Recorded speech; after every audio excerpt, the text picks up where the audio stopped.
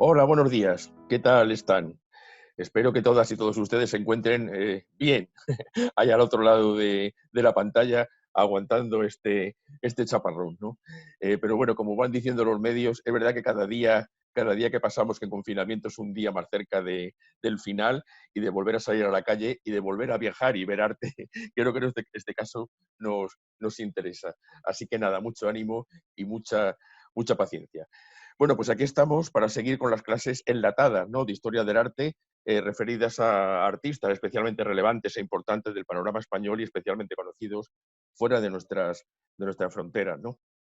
Y creo que ya al acabar la clase anterior de Antonio Gaudí, ya comentaba la posibilidad de que fuera sobre Pablo Picasso, ¿no?, que es otro de nuestros grandes artistas y con un reconocimiento impresionante, ¿no?, ya digo, fuera de nuestras fronteras. Pero para hablar de Pablo Picasso, he preferido no tanto hacer una panorámica como en los casos anteriores, como por ejemplo Francisco de Goya o Antonio Gaudí, que hacíamos un repaso de las obras más representativas y más importantes de estos artistas, puesto que Picasso tuvo una vida larguísima, ¿no? Vivió más de 90 años y estuvo trabajando prácticamente hasta el final con una energía y una lucidez realmente impresionantes. Es muy complicado en dos clases de apenas 25 minutos, media hora, hablar de toda esa tremenda trayectoria, ¿no?, y esas obras de primera línea, ¿no?, que llevó a cabo nuestro artista. Es por eso que me voy a centrar concretamente en la obra más emblemática, que imagino que ya todas y todos ustedes saben de qué estoy hablando, del Guernica, lógicamente.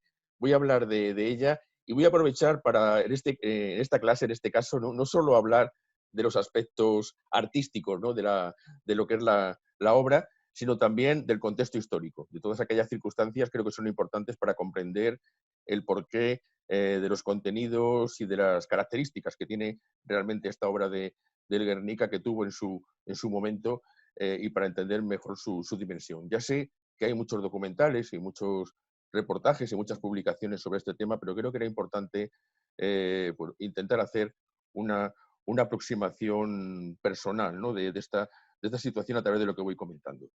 Bien, pues como en las otras clases voy ya a instalar la presentación.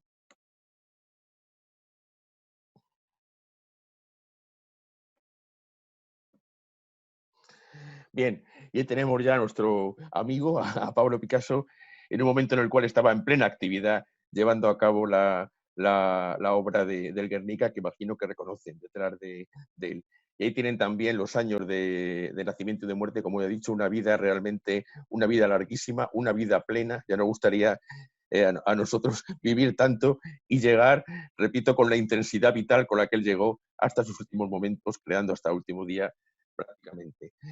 Creo que todos y todas conocen ya el Guernica, sea por los medios, ¿no?, o por la televisión, o por la suerte de haberla podido ver directamente en el Reina Sofía, ¿no?, en el Museo, Centro de Arte y Museo Reina Sofía, donde tiene actualmente una sala muy adecuada, ¿no?, para la contemplación, muy amplia, prácticamente para ella sola, aunque es verdad que a su alrededor hay una serie de salas también complementarias donde hay elementos como bocetos, obras de arte relacionadas también, tanto con la obra del Guernica como con el pabellón del que hablaré ahora, el pabellón de la Exposición Universal de 1937 en París, que fue el acontecimiento que justificó la creación de la obra.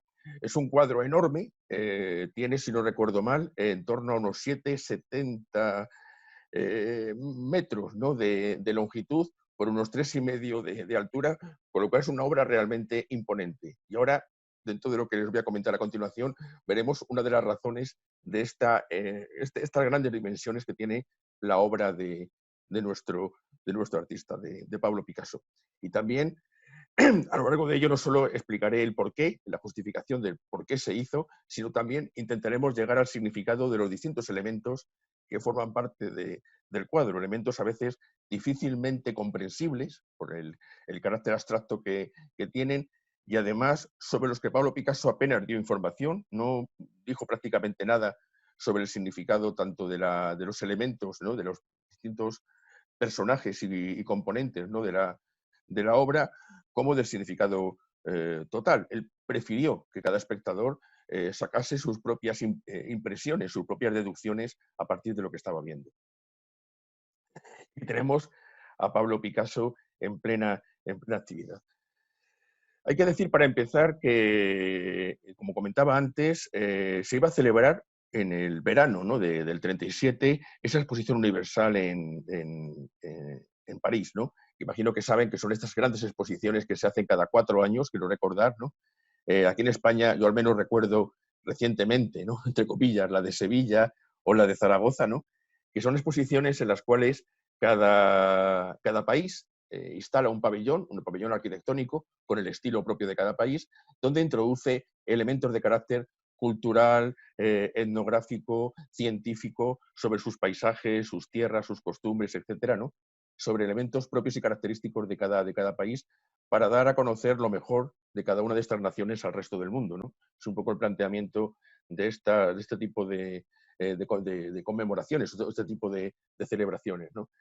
Y entonces, para la exposición de París, aunque nos encontramos inmersos en plena guerra civil, ¿no?, ya saben que en el 37 estamos en pleno conflicto civil, sin embargo, el gobierno republicano decidió mantener la creación de un pabellón, de una construcción, ¿no?, dedicada a España, en la cual pues, se introdujeran elementos esencialmente artísticos, ¿no? La orientación en este caso era de carácter cultural, con una serie de obras además que fueran un poco reivindicativas, ¿no?, o propagandísticas del bando republicano durante la guerra civil.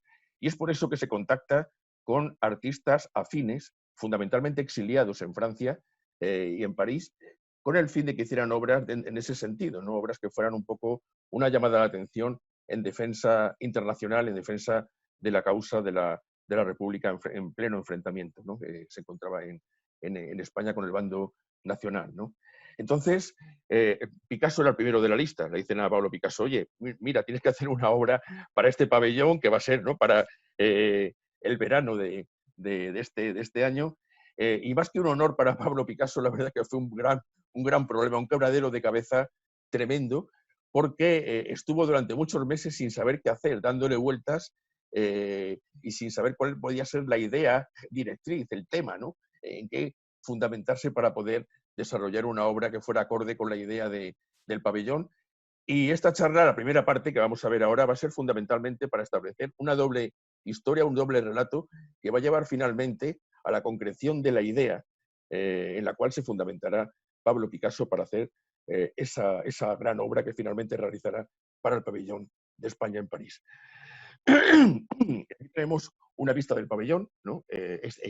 Una vista externa, una fotografía del pabellón de España, que lógicamente ahora no existe, pero si tienen curiosidad, es muy interesante ver cómo en el Museo Reina Sofía, precisamente, en una sala cerca de donde se encuentra el Guernica, está precisamente la maqueta, no sé si en la misma sala, no recuerdo ahora, o muy cerca, una maqueta del pabellón de España de la exposición de París del 37, que se puede ver por el interior dónde estaban las obras colocadas, las obras de arte que formaban parte de esta exposición y los distintos espacios que lo componían, donde por supuesto también se ve el pequeño cuadrito del Guernica para ver exactamente dónde se encontraba ubicada esta obra. Bien, decía que vamos a tener en cuenta una doble historia, por así decirlo, un doble contexto para poder llegar finalmente al fundamento de la obra de Picasso.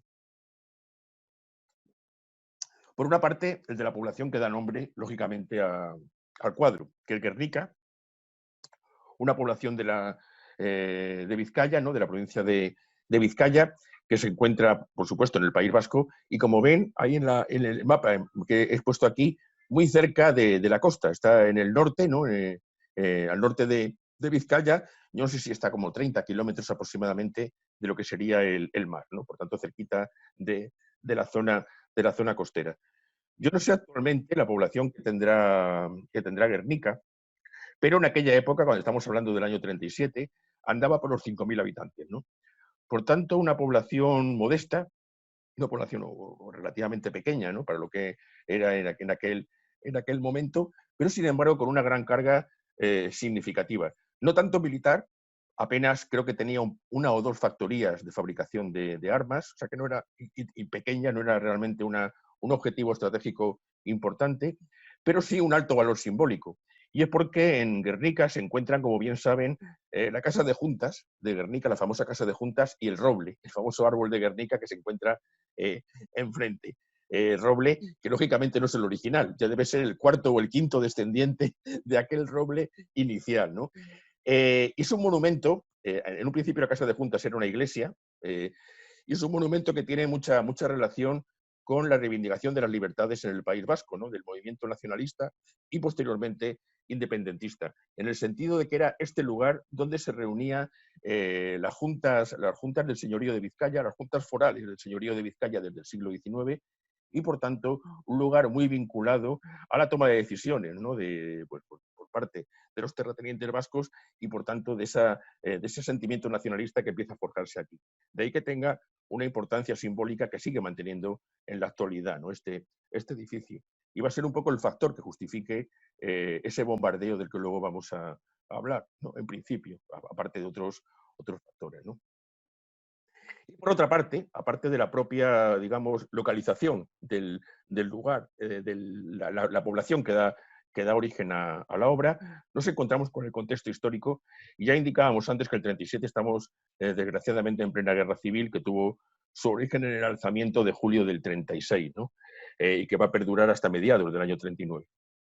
Aquí tenemos bueno, algunas fotografías de contexto de lo que sería pues, el general Franco, ¿no? Que fue el que acaudilló, ¿no? Digamos, la causa nacional, ¿no? El levantamiento del 36 y algunas fotografías durante la guerra. Ahora, recientemente hemos podido ver una espléndida película de Alejandro Amenábar, ¿verdad?, en el cine, en el cual se hacía alusión a cómo Franco fue adquiriendo progresivamente el poder y se fue haciendo con el control de la situación en los inicios de la guerra civil.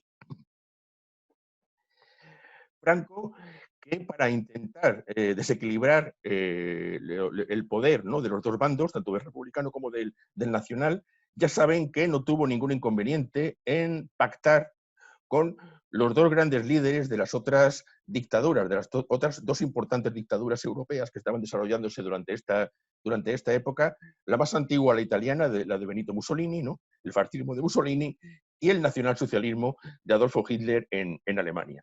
Saben perfectamente cómo estableció una serie de contactos, reuniones, ¿no?, para intentar de alguna manera que estas dos potencias fascistas, ¿no?, dictatoriales, apoyaran al bando nacional de Franco para desequilibrar los dos bandos en contienda, que estaban muy equilibrados al principio de la guerra, y por tanto para que la balanza se inclinara a su favor.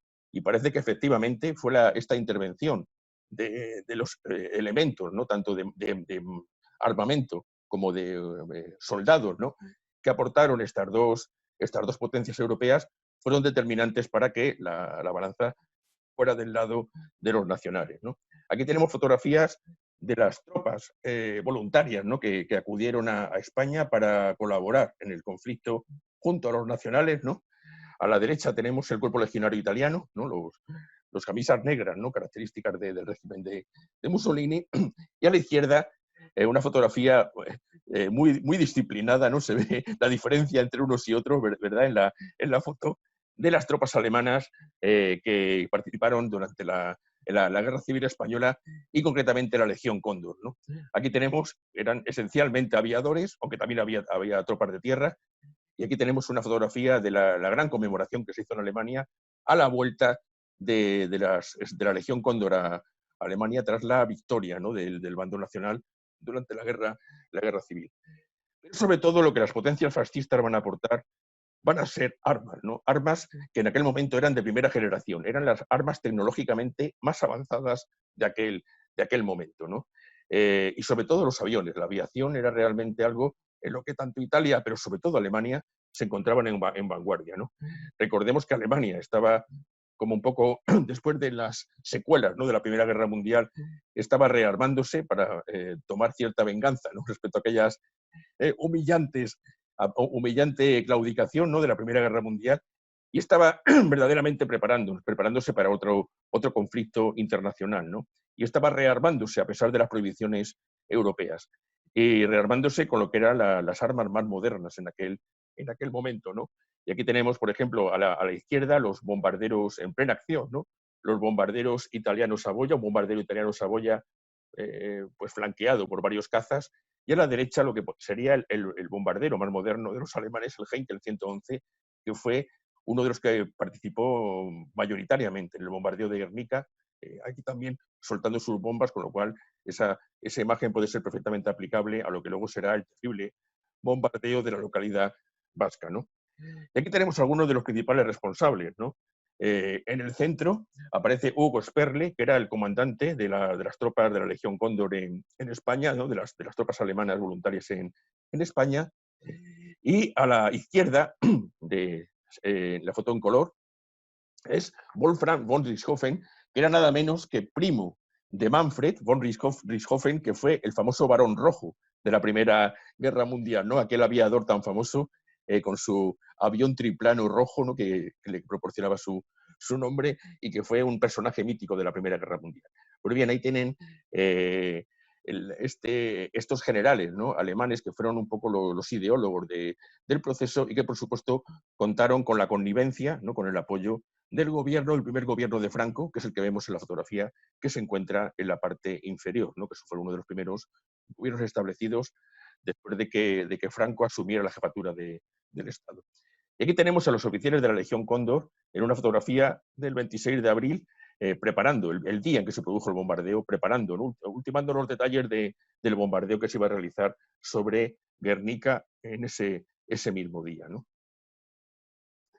Y preparando, como decía antes, los bombarderos, ¿no? Participaron fundamentalmente en el ataque a Guernica dos tipos de bombarderos, bueno, alguno más, pero fundamentalmente eran Junkers, que eran aviones de transporte alemanes que se adaptaron como bombarderos, pero sobre todo los Heinkel 111, que se han visto en la película de Guernica, que se estrenó hace como 3 años aproximadamente, son los aviones que aparecen, los Heinkel, los que llevan a cabo el bombardeo fundamentalmente. Aunque también hubo aviones Dornier alemanes y también colaboraron algunos bombarderos Savoia italianos y cazas, ¿no? Cazas de escolta tanto italianos como alemanes, que apoyaron a los aviones de bombardeo y que incluso ametrallaron a la gente durante el proceso del bombardeo sobre la localidad. Hay que comentar un aspecto importante, ¿no? de lo que vengo diciendo. Ya decía antes que Alemania se estaba verdaderamente preparando para la guerra, se estaba rearmando y estaba ya casi mentalmente, ¿no? disponiéndose para ello. Participó en la Guerra Civil Española, no solo para apoyar al régimen de Franco, lógicamente, sino porque consideraba que la Guerra Civil podía ser un estupendo campo de experimentación de tácticas de guerra que luego se ensayaran, luego se pusieran en práctica durante la guerra europea que tenían previsto emprender, ¿no? Y es por eso que aquí se van a poner, por ejemplo, ensayos de la guerra relámpago, de los ataques de tanques con apoyo de infantería, que luego serán tan famosos a principios de la Segunda Guerra Mundial, se aplicarán aquí. Los primeros bombardeos en picado, por ejemplo, de los Stukas, famosos Stukas alemanes, será Teruel, si no recuerdo mal, el primer lugar donde se lleven a cabo. Y Guernica va a ser el primer lugar donde se lleve a cabo un primer bombardeo en alfombra, ¿no? Había algunos precedentes, ya se había bombardeado en Madrid, en Valladolid, pero habían sido bombardeos mucho más puntuales, de menor duración, etc.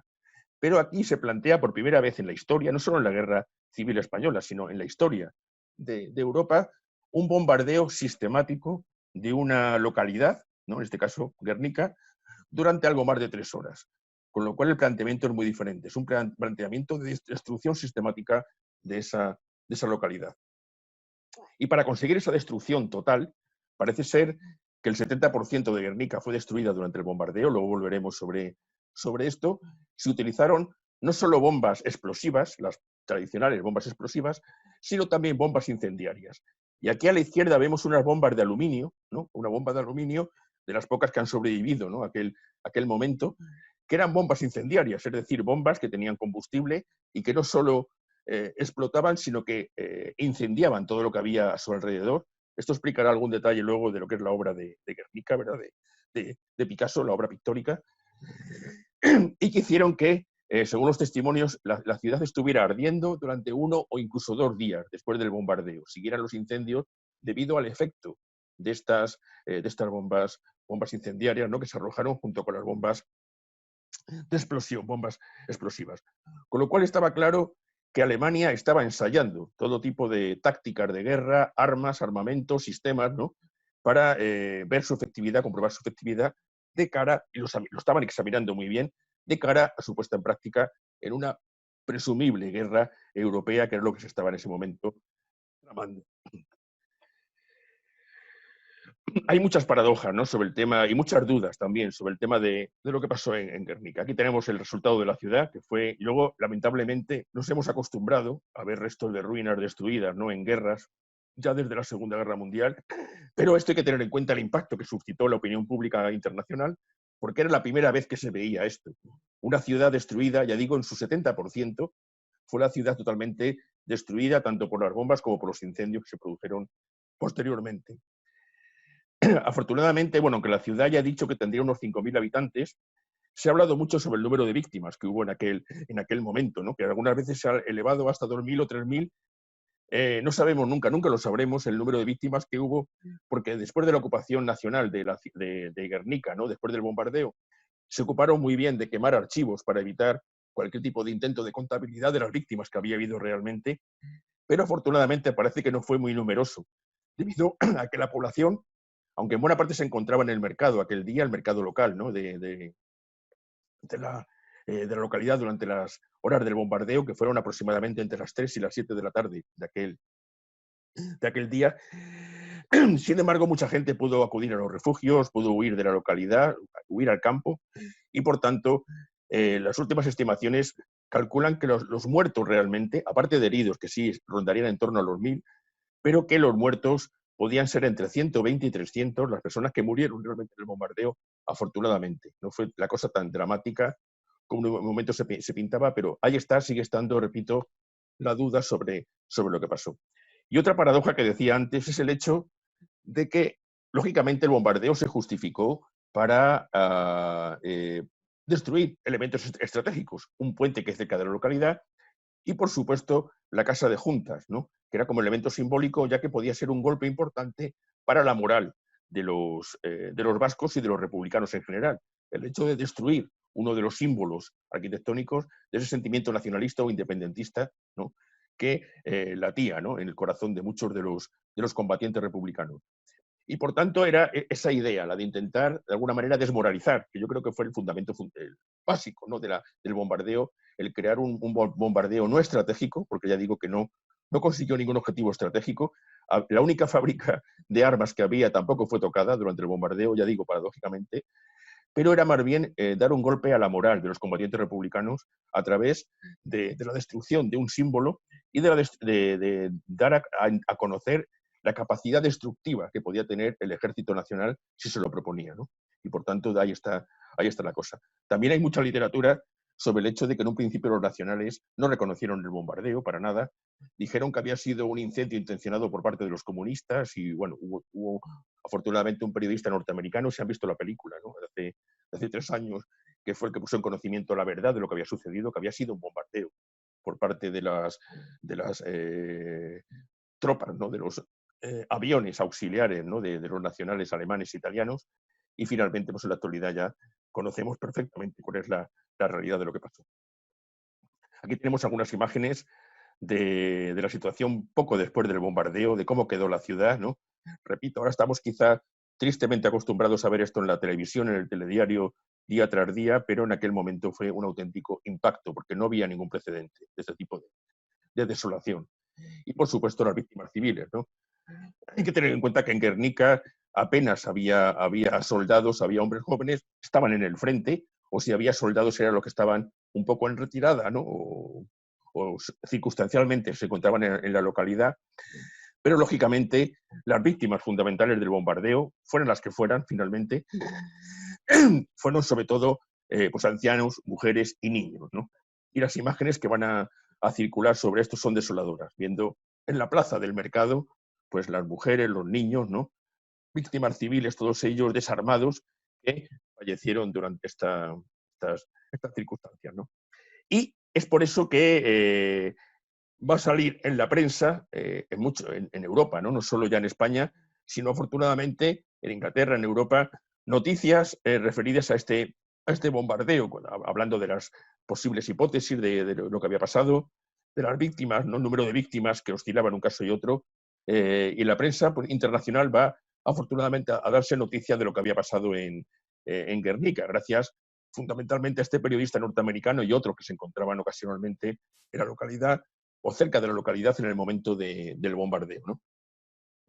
Y es esto lo que finalmente llegue a Picasso, que se encontraba, volvamos otra vez a Picasso, que estaba en París absolutamente abrumado por el encargo y sin saber muy bien qué hacer, pues le llegan de repente estas noticias a través de la prensa y él, pues finalmente viendo estas noticias y viendo las imágenes que venían en los periódicos alarmantes de lo que había sucedido en Guernica, cuando finalmente va a decir, aquí está, ¿no? Eureka, he encontrado verdaderamente la idea generatriz de mi obra y me voy a poner con ella y es por eso, era ya pocos meses antes de la celebración de la, Exposición Universal, cuando Pablo Picasso se puso frenéticamente, casi de una manera absolutamente enfermiza, ¿no? A trabajar en ello porque le quedaba poco tiempo y para intentar sacar adelante una obra muy compleja en el poco plazo que le quedaba a partir de ese momento. Y es sobre este tema sobre el que volveremos en la segunda clase, la segunda parte de esta clase que desarrollaremos a continuación. Pues entonces quedamos emplazados hasta entonces. Un saludo y hasta ahora.